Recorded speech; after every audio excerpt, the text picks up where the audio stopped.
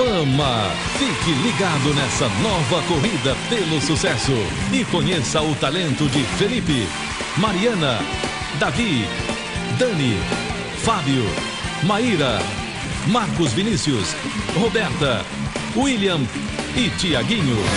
A gente se encontra cantando na praça, fazendo pirraça.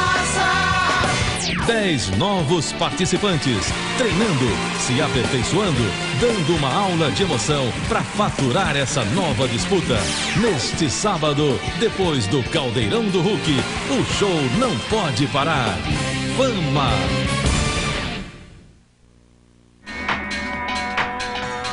Fundação Roberto Marinho apresenta Globo Ciência.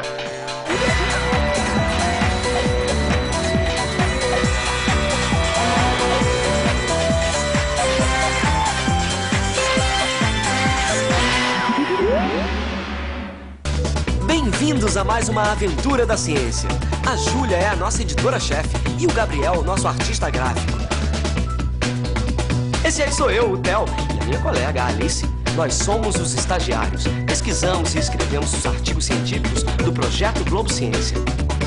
Direto dos Estados Unidos, nosso correspondente, o físico Marcelo Glazer, traz as últimas novidades da ciência.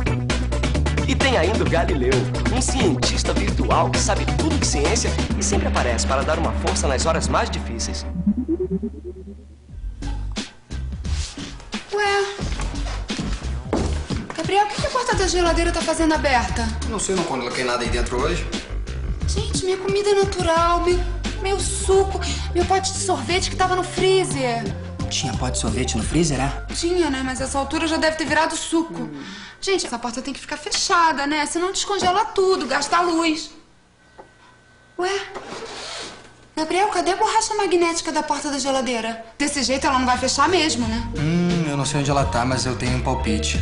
Ô, Júlia, qual foi o tema da pesquisa que você deu pro Theo e pra Alice, hein? Tema? A gente vai pesquisar sobre o ímã e as suas propriedades magnéticas. Ai, eu não acredito. Theo! É elementar, minha cara Júlia.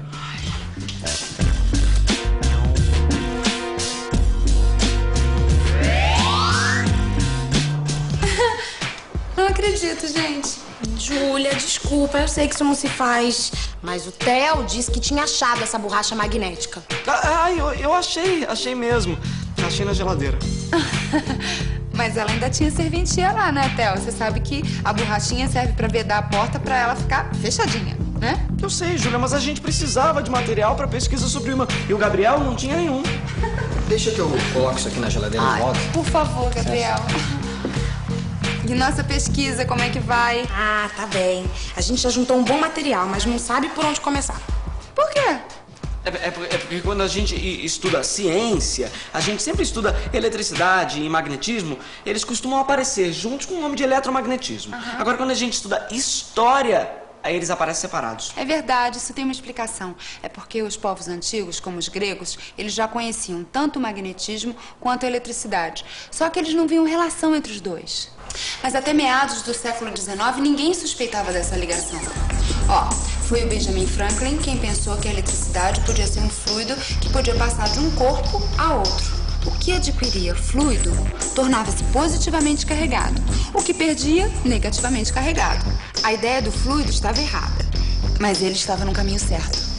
Foi o Benjamin Franklin que verificou também que os corpos carregados, eles podem tanto atrair-se quanto repelir-se, de acordo com o sinal da carga de cada um, exatamente como o ímã. Mas, Júlia, como que a gente pode ver essas cargas ou determinar o que é positivamente ou negativamente carregado? Boa pergunta, Alice. Pro Gabriel, ele está preparando uma experiência exatamente sobre isso.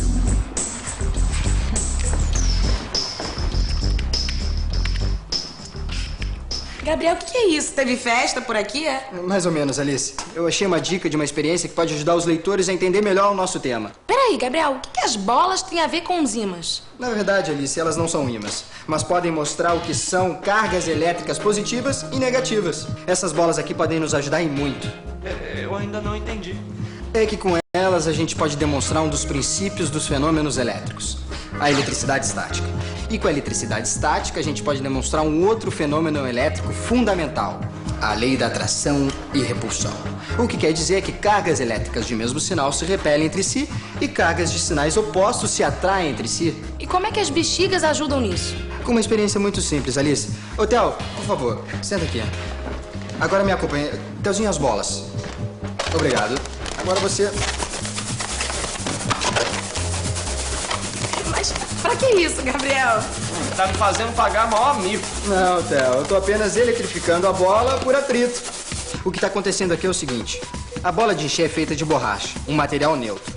Para que ela fique carregada, é preciso fornecer ou retirar algumas cargas elétricas dela, fazendo com que ela fique com uma carga positiva ou negativa.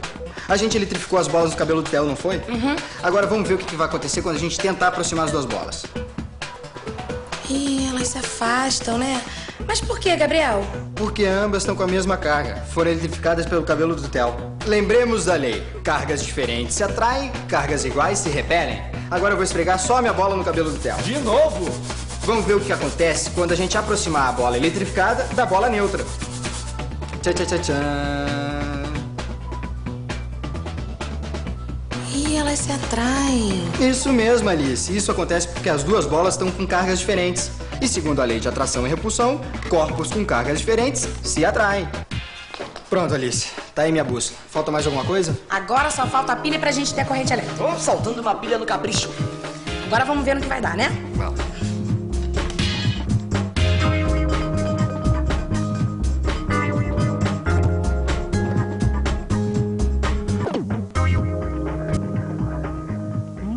Legal, Gabriel. Mas por que acontece? Bom, de acordo com o livro que o Galileu pediu pra gente ler, essa experiência é fundamental para que os cientistas deduzissem que a energia elétrica e o magnetismo tivessem a mesma natureza. Quando Alice ligou as duas pontas dos fios à pilha, ela gerou uma corrente elétrica entre os fios. E essa corrente elétrica estabeleceu em torno dela um campo magnético. Esse campo foi o agente responsável pelo desvio da agulha magnética da bússola. Ah, é por isso então que os marinheiros evitam colocar aparelhos elétricos do lado das bússolas nos navios. Sim, eles fazem isso para que a bússola não altere a sua direção em nenhum momento. Olha, Gabriel, muito obrigada pela sua bússola. Mas eu vou consultar o Galileu que surgiu uma dúvida. Theo, você faz um relatório dessa experiência pra mim? Claro, amiga. Theo, pode guardar sua pilha, ó. Ah, a minha não é da Júlia. E você pediu permissão pra usar? É claro. Imagina se eu ia pegar a pilha assim, sem pedir.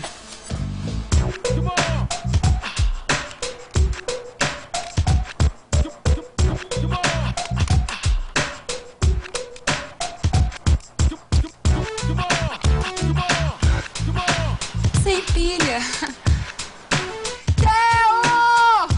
Galileu, a experiência do Hans Ørsted, a da bússola, demonstrou que as forças elétricas podem afetar os magnetos.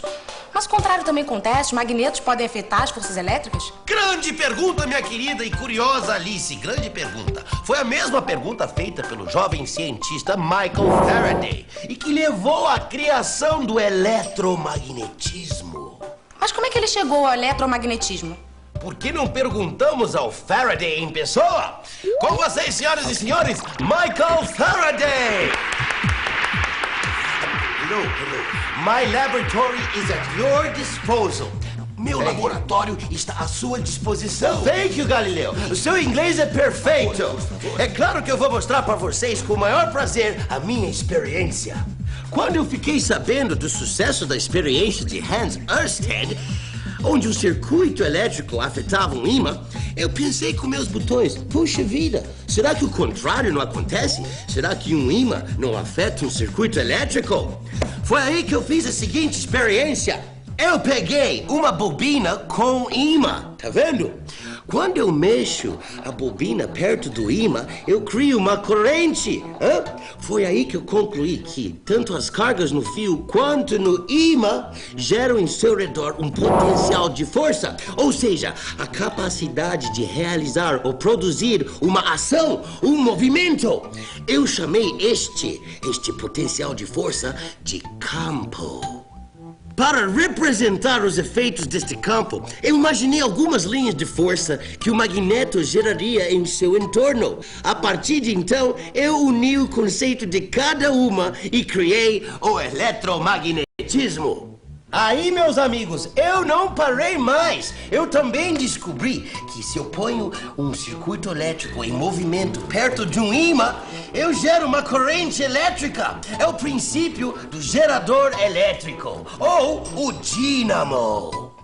Ha! Que é uma invenção supimpa, excelente, já que agora eu posso transformar movimento em energia elétrica. Eu não sou um gênio, não sou o máximo. Sim, Faraday, mas você esqueceu de dizer que no mesmo ano que você criou um mecanismo que transformava energia mecânica, ou seja, movimento, em energia elétrica, um amigo seu, ou melhor, um rival, chamado Joseph Henry, criou um mecanismo que transformava energia elétrica em energia mecânica, ou seja, o motor elétrico. Escuta aqui, Galileu, eu não vim pra cá pra botar azeitona em empada de ninguém. Agora, excuse me, eu vou embora. Goodbye.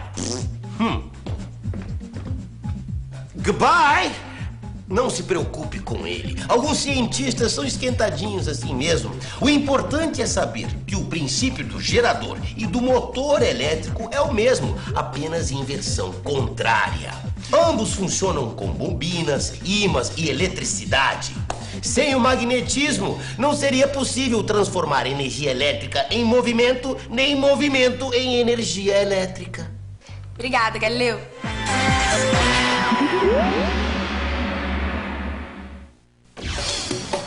O Brasil tem uma história que começou muito antes de 1500. Vamos acompanhar o trabalho de pesquisadores e ver ainda em que estado de conservação se encontram os sítios arqueológicos brasileiros.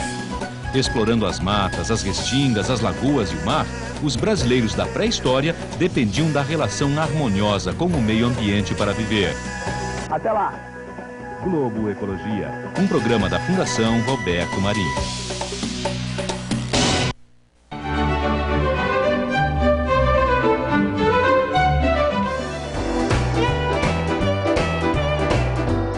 Conta a lenda que o cacau, fruto do qual é extraído o chocolate, foi um presente dos deuses para os astecas, os índios que moravam antigamente no México. Depois, levado para a Europa, o chocolate ganhou açúcar e passou a agradar os paladares mais exigentes. Hoje em dia, o doce do cacau também é um dos preferidos de quem vem a Campos do Jordão.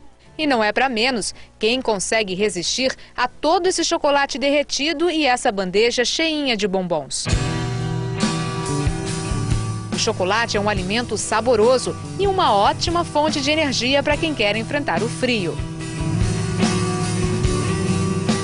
TV Vanguarda. O quente do inverno é aqui.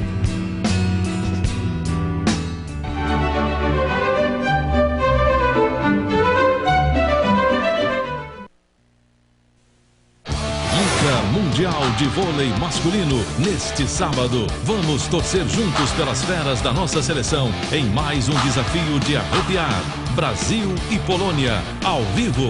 Então tá marcado, Liga Mundial de Vôlei. Neste sábado, 10 da manhã, Liga Mundial de Vôlei Masculino. Oferecimento Banco do Brasil. Um gesto Orocar diz muito sobre você.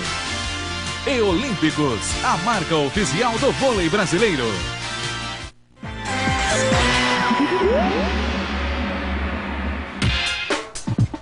O que vocês estão fazendo, hein? A gente está tentando entender como é que funciona o motor elétrico.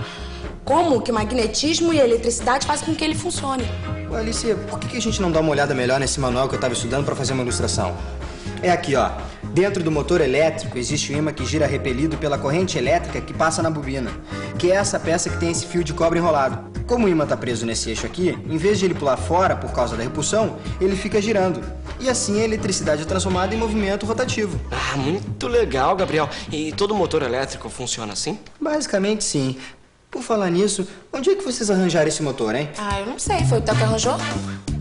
Não, tudo bem. Assim, não se preocupem. Eu arranjei num lugar que ninguém vai sentir falta.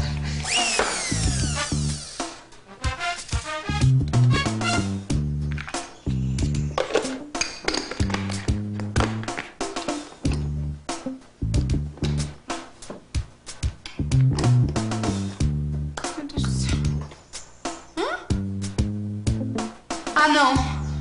De novo, não. Ô, Júlia, hoje você vai vai mandar a Alice fazer a entrevista, né? Não. Você mesmo, Calzinho. Antes que você acabe com todos os aparelhos aqui da redação. Que isso? Não, olha, isso aqui você tá querendo inibir o meu interesse científico pela nossa pesquisa. Claro que não. Você vai fazer uma entrevista interessantíssima que vai ajudar e muito na nossa pesquisa sobre magnetismo. Vem cá, tem certeza que não quer botar mesmo a Alice? Porque eu tô com vontade de abrir e estudar o motor da nossa faca elétrica. Certeza absoluta. Você é a pessoa indicada para essa entrevista. Vai e boa sorte. Não quer nada da rua? Um suquinho de frutas. Obrigada. De nada. Bom, Júlia, eu acho que agora só falta o material do Glaser. É verdade. É exatamente isso que eu vou acessar agora. Eu estou aqui no prédio de Física e Astronomia do Dartmouth College, na Nova Inglaterra, onde eu vou conversar com a professora Mary Hudson, que é uma especialista no magnetismo terrestre, nas auroras e na interação entre o Sol e a Terra. Eu estou aqui na sala da professora Mary Hudson, que vai nos explicar por que a Terra, sendo um ímã, causa uma interação entre o Sol e a Terra que cria auroras e outros fenômenos extremamente importantes. Então, professora Hudson, por que a gente pode dizer que a Terra é um ímã? A Terra é como um ímã porque o interior, o centro da Terra, ele é composto de metal derretido. E esses metais, eles têm um movimento circular que cria uma corrente magnética, que então faz com que a Terra como um todo também vai atrair partículas. E é daí que vem a relação entre o Sol e a Terra. Você poderia explicar para a gente como que o Sol cria essa radiação, o vento solar, e como que isso daí vai então influenciar aqui a gente na Terra? Então o Sol, fora criar o calor e a radiação que a gente vê, também cria uma série de outras partículas que viajam através do espaço até chegar aqui na Terra. O campo magnético da Terra deflete essas partículas de tal maneira que ela cria uma espécie de onda de choque. E essa frente de onda, então, faz com que essas partículas possam cair na Terra como se fosse um funil criado por esse campo magnético. E como que essa relação do Sol com a Terra e as partículas que são capturadas aqui na Terra pelo campo magnético da Terra pode influenciar a gente aqui embaixo? O Sol, ele não está criando essas partículas, essa radiação de forma homogênea. Ele, às vezes, cria mais partículas, outras vezes cria menos. Quando você tem um aumento dessa produtividade do Sol, o que acontece é que as partículas que vão cair aqui na Terra, que vão ser afuneladas aqui na Terra, elas aumentam em densidade. E a intensidade dessa caída dessas partículas também aumenta. Um exemplo muito bonito disso é justamente a famosa aurora, que mostra como que essas partículas capturadas pelo campo magnético caem na atmosfera da Terra. Outra coisa que pode acontecer é que com esse aumento de atividade solar, essas partículas podem influenciar transmissões por satélites, transmissões de eletricidade em cabos de alta tensão e até influenciar a saúde de pessoas que estejam viajando em aviões, como, por exemplo, tripulações em aviões comerciais. Ou seja, a ação do Sol aqui na Terra não é só fazer com que a gente fique queimado na praia, mas também tem atividades importantíssimas e que podem ter problemas e prejuízos para companhias de telecomunicação.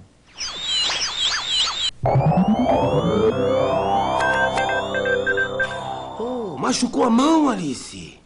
Não, Galileu.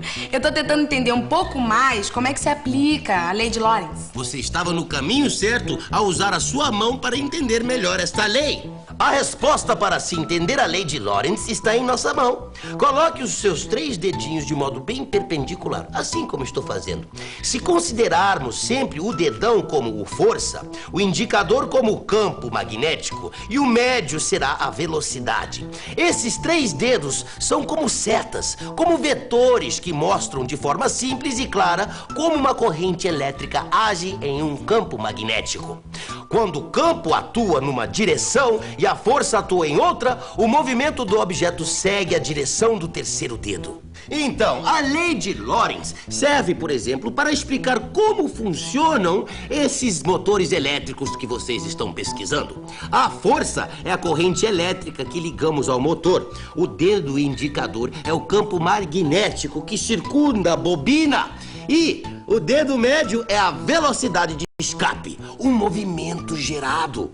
Entendeu agora, meu amor? É um pouco. Mas não tem uma experiência que eu possa fazer que eu veja melhor? Tem uma experiência muito boa. Mas para isso, você vai precisar de um imã circular. Um imã circular. Eu já sei onde eu posso encontrar um. Eu vou pedir ajuda ao Gabriel. Ótimo! Boa sorte, minha querida. Saudações magnéticas.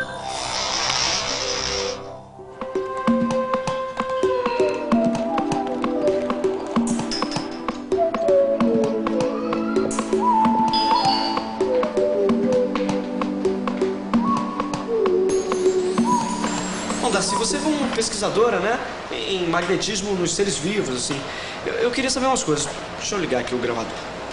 Vamos lá. Existem organismos vivos que utilizam o magnetismo para se orientar? Atualmente se conhece uma quantidade imensa de seres vivos, desde micro-organismos, insetos, vertebrados, inclusive o homem, que teriam respostas ao campo magnético. E, no caso, o campo geomagnético, né? Que é o campo que a Terra tem, o campo magnético da Terra. Para que serve o sentido do magnetismo nesses organismos? Todo ser vivo se adapta ao meio onde vive. Então, foi desenvolvido evolutivamente um mecanismo de resposta para conhecer o meio que você vive. Assim como ele tem que se localizar, ele tem que navegar, ele tem que se orientar, ele usa, entre outros, o mecanismo de orientação magnética. Mas é um sentido como os outros, assim como a visão, como o tato, por exemplo? Quer dizer, todos nós possuímos a sensibilidade ao magnetismo? Possivelmente todo ser vivo desenvolveu isso. A gente já tem com evidência concreta, desde 1975, que em micro-organismos existem cristalzinhos de material magnético, magnetita, que é um óxido fortemente magnético, que ele biomineraliza, ele produz dentro dele, fazendo uma cadeia, como se fosse uma bússola, e essa bússola dá uma orientação para ele. Não atrai ele ao campo, ele simplesmente serve como uma bússola, orienta ele. Essas manchinhas pretas, se olhar bem, vê que são cristais quadradinhos de magnetita formando cadeias, que servem então como bússolas dentro dela para orientar no campo magnético. Aqui são formigas migratórias da região de Campinas, que a gente tem estudado e que a gente mostrou que tem partículas magnéticas no abdômen delas, que servem para orientá-las. Elas comem um tipo específico de cupim, que elas estão arrastando aqui para dentro do ninho, vivo, e que também tem uma quantidade muito maior que elas de magnetismo no seu corpo. E como é que eles percebem a presença de um campo magnético? A Terra é um grande ímã e você está com um ímãzinho que se orienta ao ímã da Terra. Então, o que é que o organismo sente? Então, essa bactéria tem lá dentro dela uma cadeia de imãzinhos de magnetita. Quando ela está no campo magnético terrestre, ela tenta se orientar a essas linhas daquele local onde ela vive. O resto ela nada e aí sai do lugar na direção que está indicando. Acontece que nos animais superiores também tem esse mecanismo, só que ele não é exatamente o mesmo, ele é bem mais sofisticado. Porque os animais superiores, eles já têm rudimentos de sistema nervoso até chegar no homem, que tem um sofisticadíssimo sistema nervoso. E nesse caso, esses mecanismos, eles que são chamados magnetorrecepção, eles envolvem a produção de um sinalzinho que é pequeno. Esse sinal magnético que ele produz lá dentro, ele é ampliado pelo sistema nervoso, de alguma forma ele chega ao cérebro e o cérebro traduz isso num comportamento. Doutor, em que animais o sentido para o magnetismo é mais forte? Eu diria que, diferentemente, em todos os seres vivos isso tem uma resposta e ela é a resposta na medida da necessidade para que ele sobreviva e evolua. Existem animais que se baseiam principalmente pelo magnetismo? Por exemplo, na tartaruga, que costuma atravessar o Atlântico, 6.000 quilômetros por baixo d'água, e à noite o campo magnético é determinante. E não só nelas, formigas. Tem várias formigas que só vivem embaixo da terra. Então não há outro mecanismo embaixo da terra que não o campo magnético. Ratos, tem ratos que só vivem embaixo da terra. Eles tem que se orientar com alguma coisa. Não tem luz solar, não tem polarização da luz, não tem marcas externas, eles usam o campo magnético. Ah, doutora, muito obrigado. Acho que perguntei tudo. Acho que vai ficar ótimo. Um dia desse eu vou trazer o Oswaldinho, que é o nosso hamster lá, pra você estudar ele aqui. Vamos lá. Mas não pode abrir ele, não. Não, não. Bom, nada de matar, que eu sou contra. Então tá bom. Preservar a vida. Isso mesmo. Pronto, Gabriel, falta mais alguma coisa? Pelo que o Galileu falou, falta sim, Alice. Falta apenas eletrizar um pouco essa bolinha de isopor. E você lembra como é que a gente pode eletrizar um corpo neutro? Lembro, por atrito. Isso mesmo, Alice. Agora você eletriza essa régua de plástico nesse jornal aí. E depois você encosta a régua na superfície da bolinha. Nós vamos eletrizá-la por contato. E ela se moveu. É, e ela se move devido a um efeito chamado força magnética de Lorentz. O efeito do campo magnético do ímã sobre a carga da bolinha está representado pelo dedo indicador apontado para baixo. Se fizermos com a mão o esquema trivetorial de Lorentz, vemos o polegar representando a força ou a bolinha eletrizada. E o dedo médio indica a velocidade ou o movimento da bolinha. Agora ficou super claro para mim. É para isso que existem as experiências. Agora vamos fazer de novo para eu fotografar.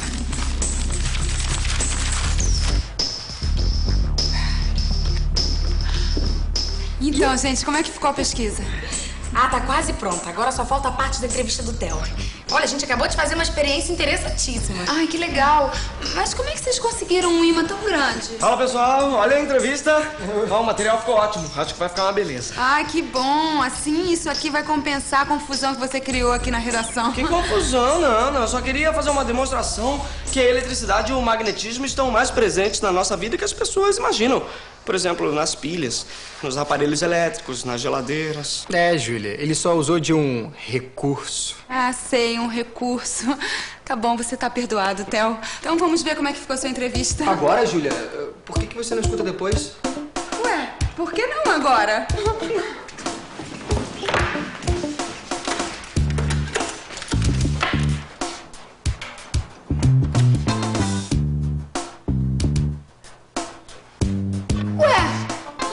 Com o alto-falante? Ih, Júlia, parece que já era. Como assim? Não, olha pra mim. Gabriel! Alice! Calma, Júlia. Não fica nervosa. Olha, vê pelo lado bom da coisa. O nosso lema não é tudo pela ciência. É verdade. É verdade. Então por que você não vai lá fora chamar os dois enquanto eu conserto o alto-falante? Tá bom.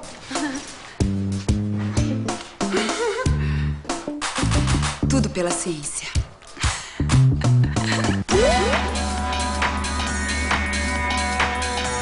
TV Vanguarda. Assista agora Globo Ecologia.